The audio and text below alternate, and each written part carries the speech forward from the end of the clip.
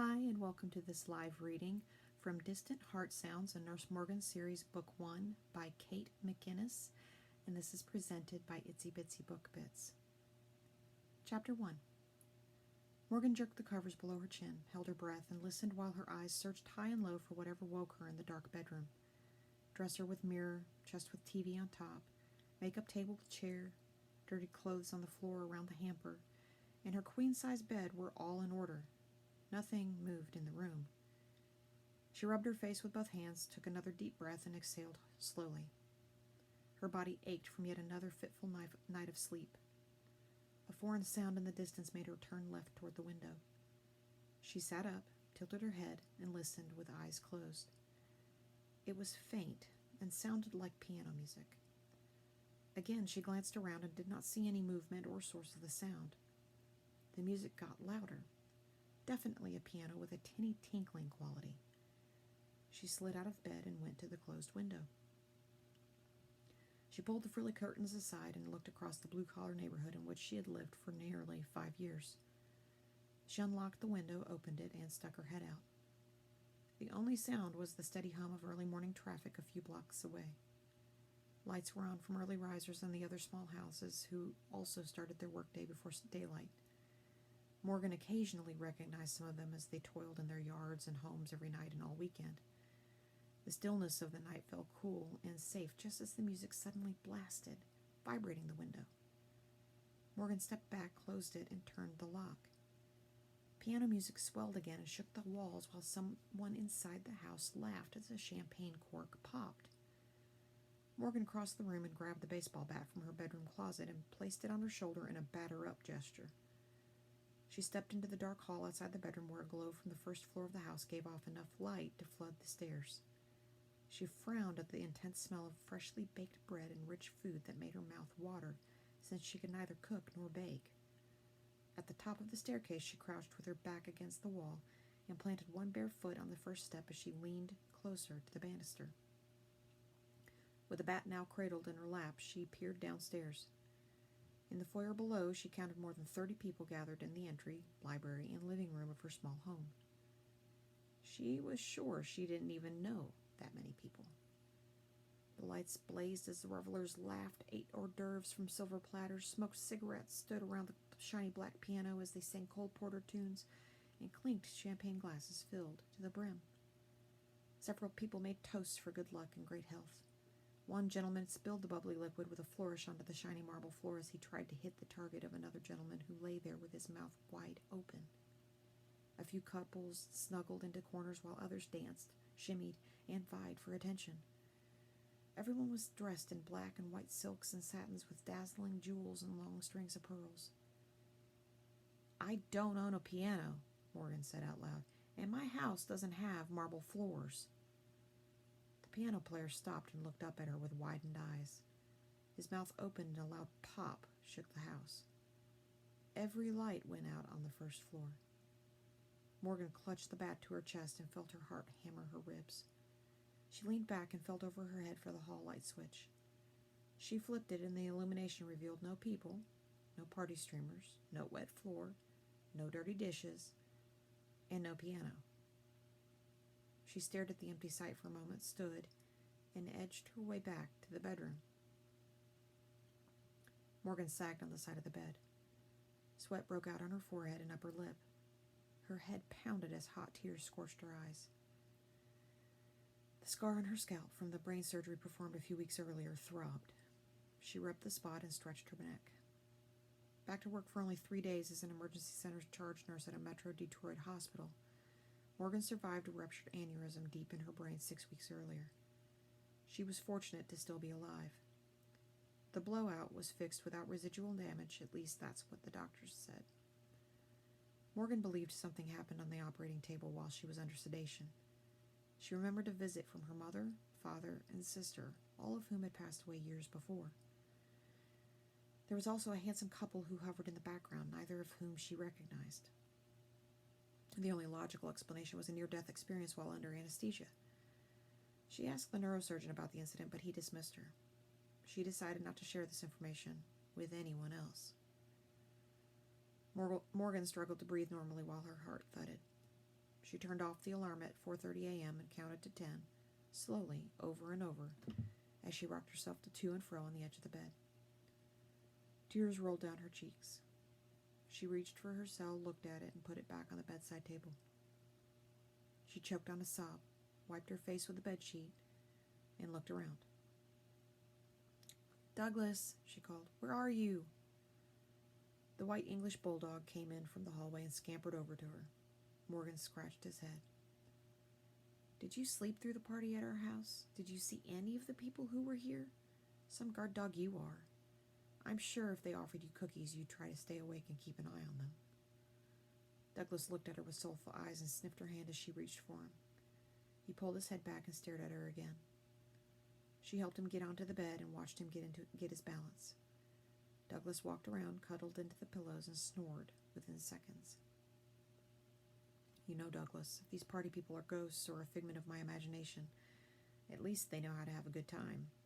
I like that in a hallucination." She nodded and looked around the room. Everything was in its proper place. Morgan got out of bed and gathered clean clothes, then turned to glance at the clock on her way to the bathroom. It was early to be up as she stood in the center of the room and stared at the enormous antique clawfoot bathtub that was original to the house. As a nurse, many of Morgan's workdays were filled with blood, guts, pain, and heartache. She had spent hours in here soaking away her tension. She moved on to the separate glass shower that she added when she moved in. After her shower, Morgan dressed in fresh scrubs and hurried downstairs to the kitchen with Douglas close at her heels. The sunny yellow kitchen was at the back of the house with large windows on 2 adjoining walls that overlooked the backyard and the neighbor's house to the right. Much of the room was the original 1940s layout with new cabinets and appliances added when she bought the place. The kitchen sink was centered under the largest window for a full view of Douglas when he was outside. The door in the center of the back wall opened directly onto the porch with a couple of steps down to the fenced backyard. The dining room was also at the back of the house on the opposite side, across from the kitchen. Same window positions as the kitchen, but one overlooked the neighbor's house on the left. An empty built-in corner china cabinet stood erect like a hollow sentinel between the windows. Douglas raced outside and Morgan left the back door open for him. She searched the refrigerator and found no edible food for herself. However, she did see 2 bottles of liquor, one rosé and the other a cherry vodka that had chilled to perfection months before. She reached for one of the bottles, stopped short, and closed the fridge. She opened the pantry next to the outside door and grabbed a few peanut butter cracker snacks that could sustain her throughout the day.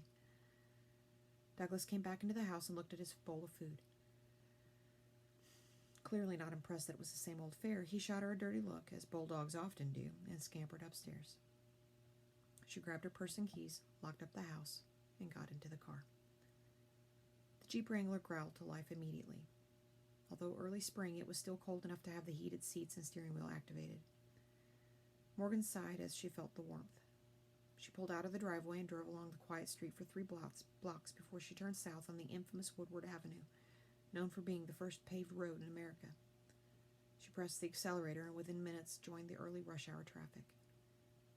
A song from World War II played on the car radio. She changed the channel and the same song played. She touched another button to switch stations, but the same song played again. Morgan shivered and cranked the heat up to 75 degrees. The music played all the way to the local coffee shop where she pulled in and parked. Inside the store, the baristas and customers moved along at a normal pace. Morgan felt as though she was in shock and forced to move through thick gelatin with every step, a colossal effort. She stood in line to order and rubbed the center of her breastbone where she felt a twinge deep inside her chest. Panic washed over her. The party at her house and the same song on every station of the radio were as real as the hair on her head. She knew in an instant from that day forward her life would never be the same, and these experiences would continue. Morgan got her chai latte and the black coffee for her boss and hurried back to the Jeep. She made the 10-minute trip to the hospital with the radio turned off. She pulled into the parking deck and hustled through the emergency center EC entrance as she balanced the tea, coffee, and her canvas bag stuffed with a change of street clothes and shoes.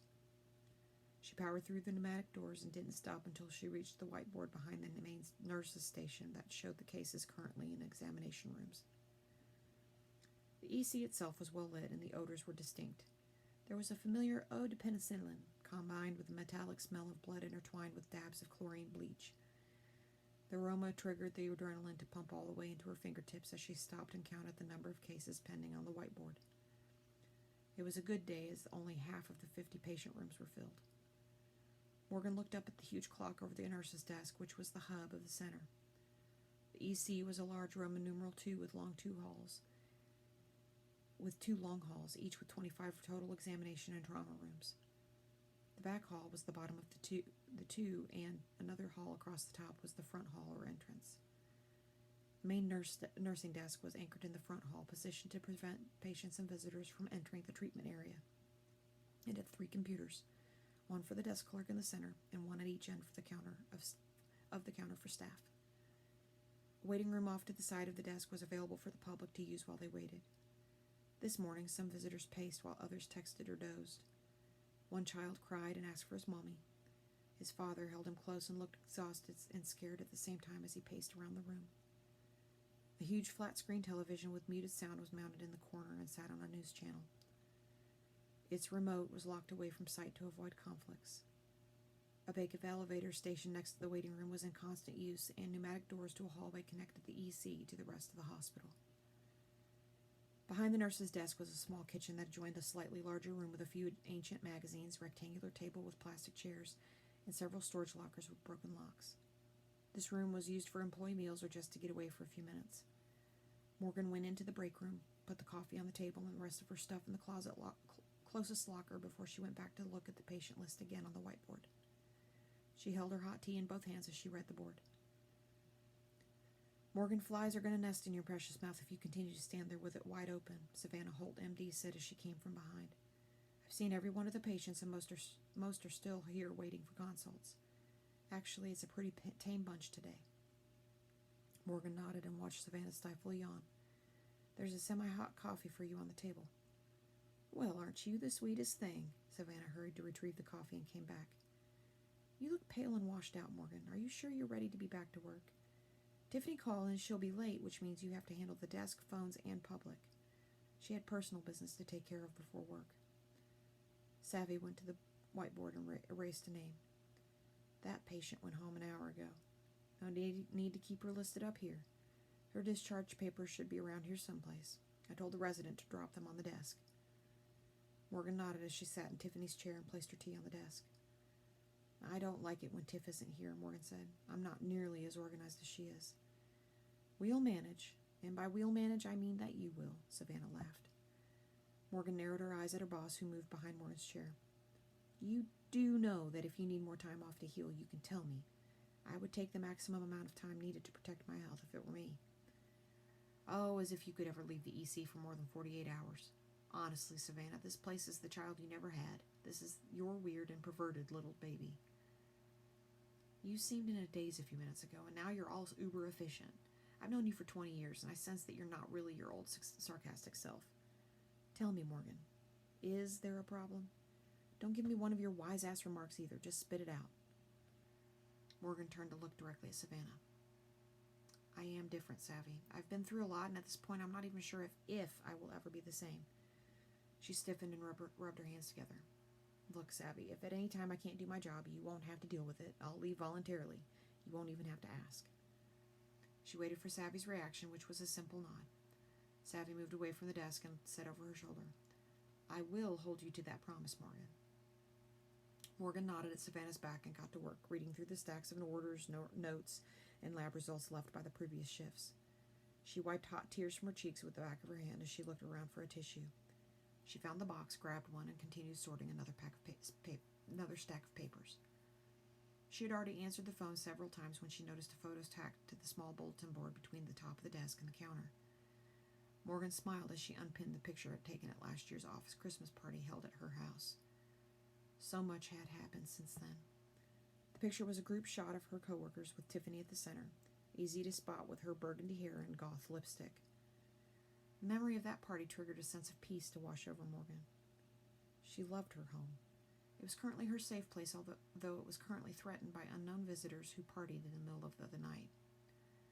So far, they hadn't done anything to hurt or threaten her in any way, so maybe they would go away altogether if she ignored them.